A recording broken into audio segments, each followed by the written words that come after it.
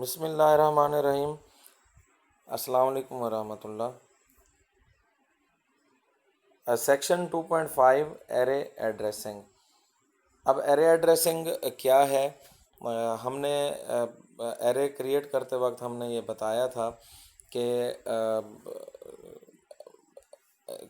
कोई group of data है आपके पास, तो बहुत सारी वैल्यूज़ को अलग अलग सेव करने के बजाय आप उसको एक ही वेरिएबल नेम में वेक्टर या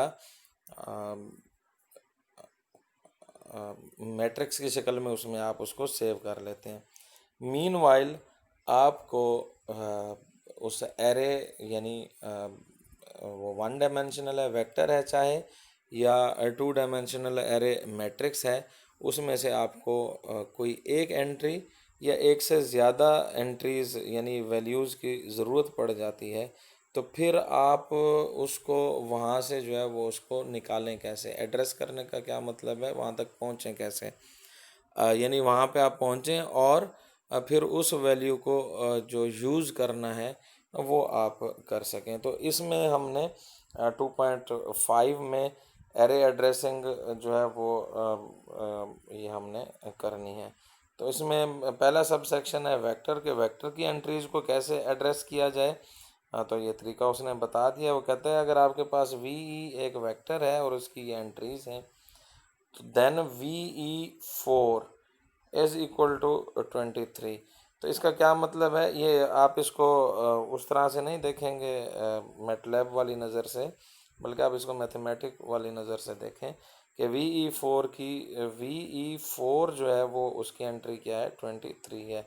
तो जब हमने एड्रेस करना होगा, बहरहाल उसका तरीका यही है कि वी ई और आगे ब्रैकेट में आप 4 लिख देंगे। तो इसका मतलब क्या है कि वी ई वेक्टर की 4th entry, V E vector की 7th entry, V E vector की 1st एंट्री। तो आगे इसको हम वर्क कैसे करेंगे ये आपके पास अब ये नज़र आएगा। अब वी सी टी एक वेक्टर वेरिएबल नेम है और इसमें एक वेक्टर पड़ा हुआ है जिसकी ये एंट्रीज हैं। तो अब ये उसकी एंट्रीज जो हैं ये डिस्प्ले हो गई।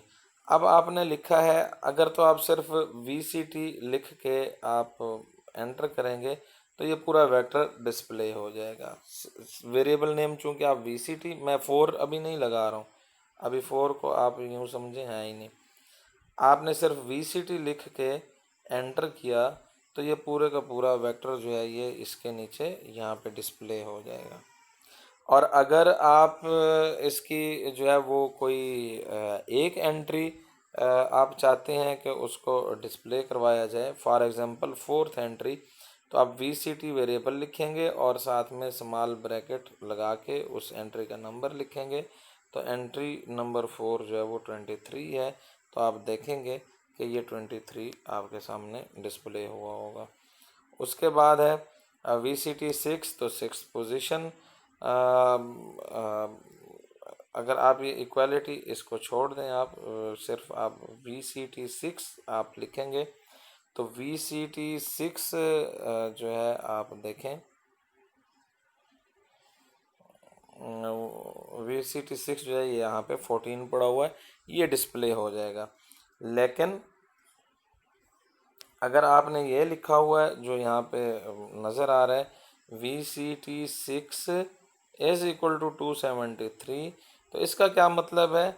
इसका ये मतलब है वही इक्वालिटी साइन का जो मतलब है कि ये असाइनमेंट ऑपरेटर है। और इससे क्या होगा, इससे ये होगा कि 273 असाइन हो जाएगा किसको? वी सी टी की 6th एंट्री को। तो फिर डिस्प्ले क्या होगा? डिस्प्ले आपके सामने पूरा वेक्टर हो जाएगा। फ़र्क सिर्फ क्या आएगा, वी सी टी में जो पहले आपके पास वेक्टर था उसकी 6th पोजीशन पे जो 14 लिखा हुआ था वो हट जाएगा और 273 यहाँ पे एंटर हो जाएगा। तो आप इसको जो है वो मेरा ख्याल है कि आप इसको जो है वो ज़्यादा पेचीदा करके नहीं इसको लेंगे, बल्कि सादा सी बात है कि इक्वालिटी का साइन आया हुआ है, असाइनमेंट हो रही है। क्या असाइन चीज़ हो रही है, 273 किसको असाइन हो रही है, VCT वेक्टर की 6th एंट्री को। अब आगे यहाँ पे क्या है, VCT 2 इसका मतलब यह है कि VCT की 2nd एंट्री उठाएं, फिर VCT 8 उसकी 8th एंट्री उठाएं, और प्लस कर दिया है बीच में। तो आप ये यूँ समझ लें कि ये 2 एंट्रीज जो हैं वो ऐड हो जाएंगी, और जब ये ऐड हो जाएंगी और आपने इनको जो सम है वो किसी को असाइन नहीं किया किसी नंबर को, तो कोई बात नहीं, ENS हमारे पास बाय डिफ़ॉल्ट जो है वो वेरिएबल नेम मौजूद है, तो ये ENS में सेव हो जाएगा। उसके बाद है VCT की 5th एंट्री, उसकी जो है वो पावर में लिख दें VCT की 8th एंट्री, और उसके बाद स्क्वायर रूट कंप्यूट कर लें VCT की 7th एंट्री का, तो और उनको ऐड कर दें, और फिर ये चूँकि किसी को असाइन नहीं किया तो ये भी ENS में चला जाएगा और ये 134 आ जाएगा। अभी आपने एग्जीक्यूट भी करना है और वेरीफाई भी करना है। आप यानी ये कैलकुलेशन जो है ये खुद से भी आपने इसको देख लेना है, कैलकुलेटर से कर लें या जैसे भी कर लें, वेरीफाई हो जाए कि ये ठीक हो रहा है या नहीं हो रहा।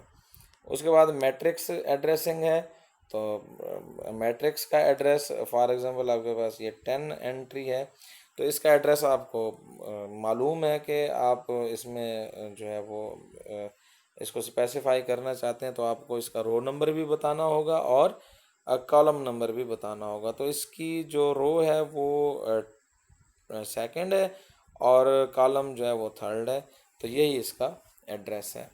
तो अब इसको कॉल कैसे करना है, ये नीचे जो है वो एक एग्जांपल दी जा रही है, हम इसको देख लेते हैं कि ये कॉल कैसे कर रहा है।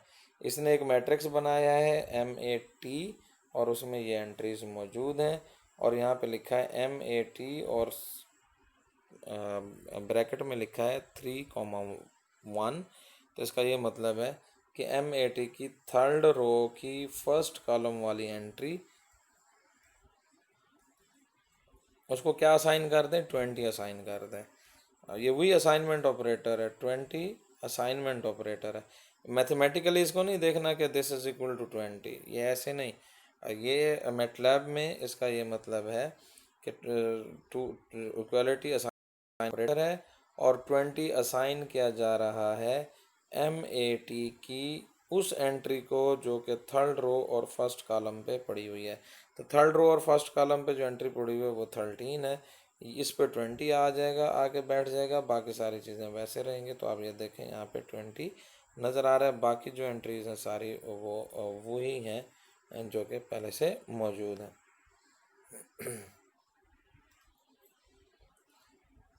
उसके बाद क्या है, MAT की 2nd रो और 4th एंट्री में से माइनस कर दें MAT की 1st रो और 2nd एंट्री को, तो कर दें 2 4 पे 2 पड़ा हुआ है इस पोजीशन पे 2nd रो 4th कॉलम पे, और 1st रो 2nd कॉलम पे 11 पड़ा हुआ है, तो 2 - 11 this will give you is equal to -9। तो आप ये देख लें इसका आंसर -9 है। तो एग्जीक्यूट करें, सादा सी चीज़ें। अच्छा, अब ये जो एड्रेसिंग अब तक हमने की है, ये एड्रेसिंग इस तरह से है कि आप सिंगल एंट्री को जो है वो एक्सेस कर रहे हैं, चाहे ये कॉलम वेक्टर थे पिछले सब सेक्शन में, या इसमें जो मैट्रिसेस हैं ये थी, इसमें क्या था, हम सिंगल एंट्री को एड्रेस कर रहे थे। अब अगर ग्रुप ऑफ एंट्रीज को जो है वो एड्रेस कर रहे हैं, यानी एक से ज़्यादा एंट्रीज हैं, उनको आपने अगर एड्रेस करना है, तो उसके लिए कह रहा है using a colon in addressing arrays, यानी एड्रेसिंग एरेज में कॉलन का क्या यूज़ हो सकता है। तो ये इसमें हम एग्जांपल्स के ज़रिए देखते हैं कि ये कैसे है। तो वही है अभी जो बात की है कि एक से ज़्यादा एंट्रीज़ को आप एट द सेम टाइम आप एड्रेस करना चाहते हैं। तो क्या हुआ, वी आपके पास एक वेक्टर है, ये आपने क्रिएट कर लिया, और यहाँ पे आपके पास सामने डिस्प्ले भी हो गया। अब ये क्या कमांड कह रही है, ये वही कमांड इक्वालिटी आई हुई है। इक्वालिटी का मतलब है असाइनमेंट, असाइन हो रहा है। क्या असाइन हो रहा है और किसको असाइन हो रहा है? वी की ये वी वेक्टर है और उसकी थर्ड से लेके 7 तक, ये कॉलन क्या बता रहा है? 3 से लेके 7 तक। तो थर्ड से लेके 7 तक की एंट्रीज वी को, वी की 3 से 7 तक की एंट्रीज किसको दे दें? यू को दे दें। तो आपके पास वी अपनी जगह पे मौजूद रहेगा, यू भी क्रिएट हो जाएगा। तो थर्ड एंट्री से third, fourth, fifth, six, seventh, third से फिफ्थ ये जो मैंने सर्कल किया है ये किसको उसने दे दिया है? यू को दे दिया है। तो आपके पास ये वेक्टर वी भी अपनी जगह पे मौजूद रहेगा और जो एक्सक्यूज मी और जो आपके पास यू बनेगा वो भी आपके पास मौजूद रहेगा। वी उस वक्त तक चेंज नहीं होगा जब तक आप वी के साथ जो है वो वी को कोई चीज़ असाइन नहीं करेंगे। वी को यूज़ कर रहे हैं ये एक अलग बात है, ठीक है, वो यूज़ कर रहे हैं वी को, वी की कुछ वैल्यूज़ को यूज़ किया है, यू को दे दिए, नो प्रॉब्लम, लेकिन वी को हमने इटसेल्फ नहीं छेड़ा है। और अगर मैट्रिसेस हैं तो मैट्रिसेस में भी ठीक है, आप ये एक मैट्रिक्स एंटर की जा रही है और उसका जो आउटपुट है वो डिस्प्ले हो रहा है। तो इसमें ये जो लिखा हुआ है ए और कॉलन कॉमा 3, इसका क्या मतलब है? इसका ये मतलब है कॉलन आया हुआ है, अगर मैट्रिक्स को एड्रेस करने में सिर्फ कॉलन है तो इसका मतलब ये है कि सारी रोज़ और कॉलम कौन सा? थर्ड। सारी रोज़ और कॉलम थर्ड। तो सारी रोज़ और कॉलम थर्ड कौन सा बन रहा है? ये जिसको मैं हाईलाइट कर रहा हूँ, ये किसको असाइन कर दे? बी को असाइन कर दे। तो ये नीचे नज़र आ जाएगा आपको, ये असाइन हुआ हुआ, ये आ गया। ए मैट्रिक्स की सेकंड रो और कॉलम सारे, कॉलन कॉलन का क्या मतलब है? ये इसमें कि सारे कॉलम्स सेकंड पोजीशन पे आया तो सेकंड पोजीशन कॉलम के लिए, और फर्स्ट पोजीशन पे रोज़ होती हैं तो ये रोज़। तो सेकंड रो की सारे कॉलम उठा के किसको दे दें? सी को दे दें। तो आए ज़रा सेकंड रो देखें क्या है। ये सेकंड रो है और इसके सारे कॉलम यानी सारे कॉलम्स की एंट्रीज, ये कॉलम, ये कॉलम, ये कॉलम, ये कॉलम, तो ये कौन सी जो एंट्रीज बनेंगी ये मैं सर्कल कर रहा हूँ। ये सारी की सारी एंट्रीज उठा के किसको दे दें? उसने कहा है सी को दे दें। तो ठीक है, सी में ये वैल्यूज़ आ गई। उसके बाद क्या है? ए की जो है वो कॉलम सारे लेने हैं, ये आखिर में कॉलन लगा हुआ है, कॉलम सारे लेने हैं, लेकिन रोज़ 2 से लेके 4 तक लेनी है, सेकंड भी लेनी है, थर्ड भी लेनी है, 4 भी लेनी है। तो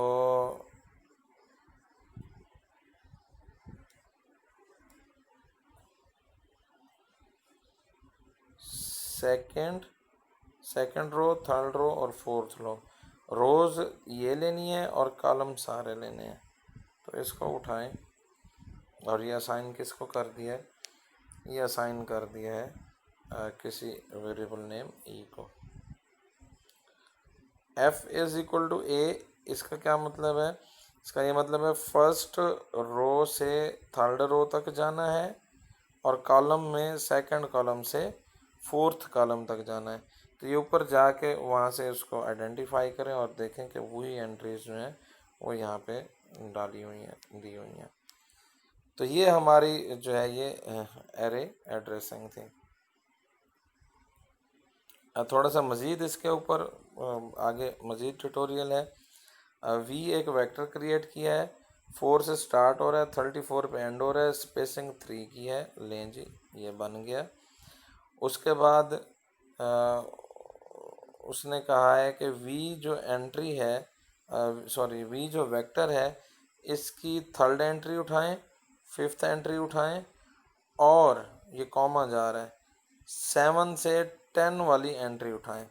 तो आप देख लें, थर्ड एंट्री 10 है, फिफ्थ एंट्री 16 है, और 7, 8, 9 एंड 10।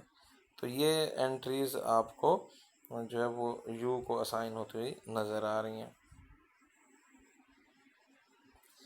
इसी तरह से एक मैट्रिक्स ए क्रिएट की है जिसकी पहली रो की एंट्रीज ये हैं, दूसरी रो की एंट्रीज जो हैं वो ये हैं, तीसरी की ये हैं और चौथे की ये हैं। ये एक मैट्रिक्स बन गई। और उसके बाद अब वो क्या कह रहे हैं, उसके बाद वो ये कह रहे हैं कि आपने ए मैट्रिक्स की फर्स्ट एंड थर्ड एंट्री उठानी है, और फर्स्ट और थर्ड रो उठानी है, और जो कॉलम्स उठाने हैं वो फर्स्ट कॉलम उठाना है, थर्ड उठाना है, और कॉलम 5 से 7 तक का उठाना है। इन चीज़ों को आप उठाएं और असाइन कर दें बी को।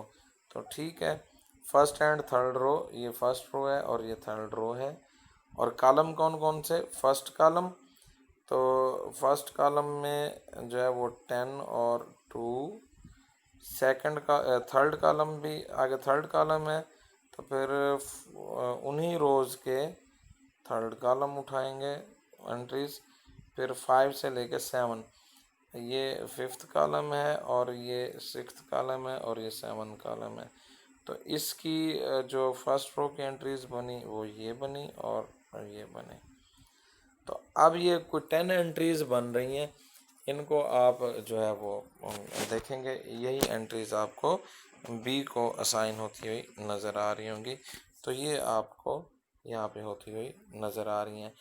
ये हो सकता है कि ये जो आखिरी एक दो एग्जांपल्स हमने देखी हैं, इनका यूज़ आपको कहीं पे हमारी जो मेथड्स हमने पढ़े हैं न्यूमेरिकल एनालिसिस में, उनकी प्रोग्रामिंग में हो सकता है ये चीज़ें ना नज़र आएँ आपको, लेकिन अगर कहीं पे आ जाएं तो आपको जो है वो ये पता होगा। उसके बाद है adding elements to existing variable. ये भी हो सकता है कि इसकी ज़रूरत पेश ना आए, लेकिन सादा सी बात है, हम देख लेते हैं, कोई बात नहीं। डी एफ एक वेक्टर है जिस को बनाया कैसे जा रहा है, 1 से लेके 4 तक की एंट्रीज, स्पेसिंग स्पेसिफाई नहीं की हुई, तो फिर स्पेसिंग 1 है, तो 1 से लेके 4 तक की वैल्यूज़ जो हैं ये आ जाएंगे। स्पेसिंग आप इसके ऊपर कर भी दें तो कोई मसला नहीं है, 1 कॉलन 1 एंड कॉलन 4, तो इसका ये मतलब है 1 से 4 तक जाना है और स्पेसिंग 1 है। तो ये स्पेसिंग लिखें या 1 अगर स्पेसिंग है तो लिखें, ना लिखें उससे फ़र्क नहीं पड़ता। अब ये क्या लिखा जा रहा है, ये असाइनमेंट ऑपरेटर, ये असाइनमेंट ऑपरेटर है। ये असाइनमेंट ऑपरेटर क्या कर रहा है, यहाँ पे एक कुछ वैल्यूज़ ले रहा है, 10 से स्टार्ट हो रही हैं वो वैल्यूज़, 35 तक जा रही हैं और स्पेसिंग 5 की है।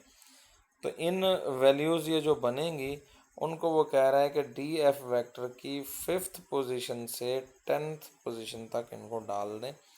तो ठीक है, 5th, 6th, 7th, 8th, 9th, 10, इन पे ये जो वैल्यूज़ बनी थी ये डाल दी। ए डी एक वेक्टर है, बन गया, ठीक है। A D 8 is equal to 4, यानी 4 असाइनमेंट ऑपरेटर यूज हो रहा है। 4 असाइन कर दें किसको, ए डी एक वेक्टर है उसकी 8th एंट्री को।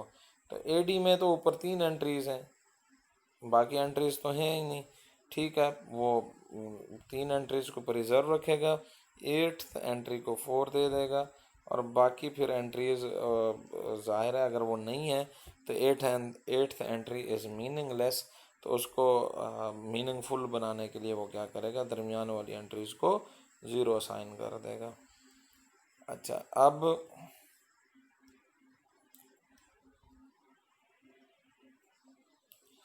यहाँ पे वो कह रहा है कि 24 असाइन कर दो, एक वेक्टर है ए आर और उसकी 5th पोजीशन को। अब ए आर वेक्टर तो अभी क्रिएट ही नहीं हुआ, अब ऊपर हमने कोई देखा ही नहीं है ए आर वेक्टर, तो वो क्या करेगा, इस कमांड की बुनियाद पे वो ए आर वेक्टर क्रिएट कर देगा और उसकी फिफ्थ पोजीशन पे 24 डाल देगा। तो फिफ्थ पोजीशन पे 24 आएगा तो फिर लाजमी उसको जो है वो जो मीनिंगफुल बनाने के लिए पिछली एंट्रीज को भी वो एंटर करेगा और उनको 0 लिख देगा। तो इसी तरह से एरे एड्रेसिंग करते हुए आप मैट्रिक्स को भी जो है वो वैल्यूज़ ऐड कर सकते हैं। आप इनका जो साइज़ है वो भी जो है वो एक्सटेंड कर सकते हैं। जैसे अभी हमने एक्सटेंड किया है रो वेक्टर को, अभी हमने यहाँ पे एक्सटेंड किया था। ये आप देखें AD एक वेक्टर था, उसमें 3 एंट्रीज थी, अब इसमें एंट्रीज जो है वो ज़्यादा हो गई हैं। या आप इसको पहले वाले को देख लें, इसमें पहले 4 एंट्रीज थी, तो इसकी एंट्रीज जो है वो हमने इतनी जो है वो बढ़ा दी हैं, तो इसको एक्सटेंड भी किया जा सकता है।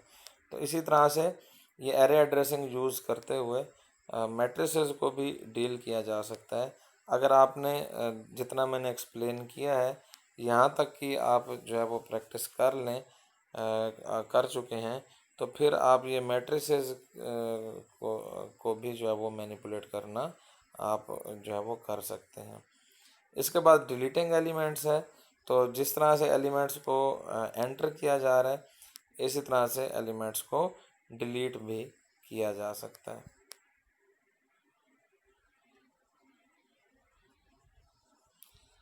इस तरह से कुछ यूज़फुल कमांड लेंथ ए, अगर आपके पास ए एक वेक्टर है और आप उसके साथ कमांड लगाते हैं लेंथ, तो आपको वो उसका जो एंट्रीज़ हैं वो बता देगा। मिसाल के तौर पे आप ए एक वेक्टर है और उसके ऊपर आप कमांड लगाते हैं लेंथ ए, तो आप को जो है वो इसका आंसर 4 मिल जाएगा कि इसका 4 है साइज़।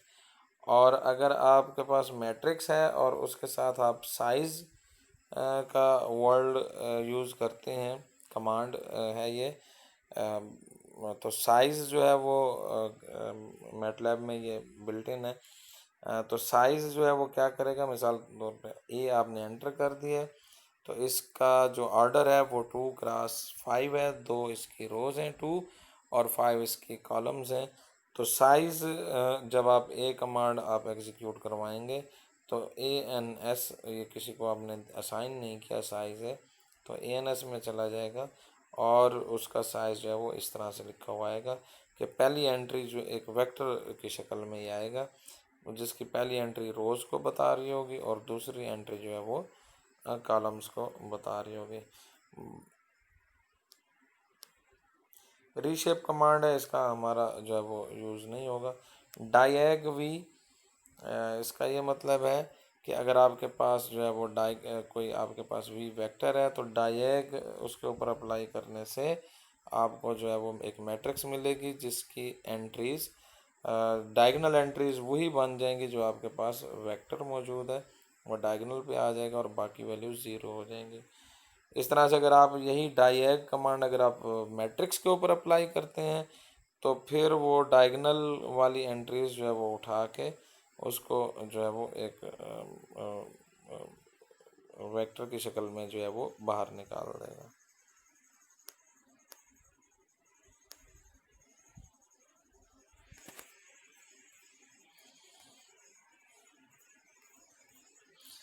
इसकी एक्सरसाइज में से कुछ जो है वो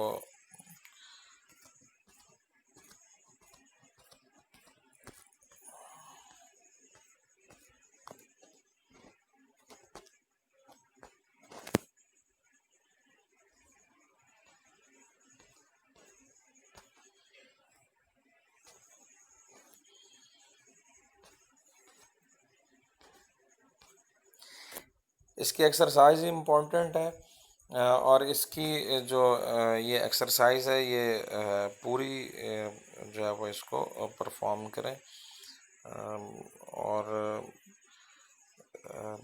एरे एड्रेसिंग अगर ये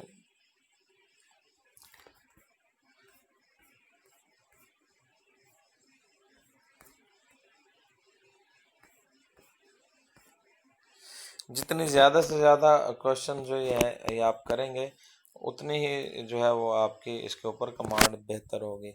तो फर्स्ट चैप्टर और सेकंड चैप्टर ये बेसिक्स हैं, बुनियाद है, जो कि आपकी प्रोग्रामिंग के हवाले से ये डेवलप करेगा। तो चैप्टर 1 और 2 जितना ज़्यादा से ज़्यादा इसकी जो है वो प्रैक्टिस आप कर सकते हैं, ये आपने करनी है।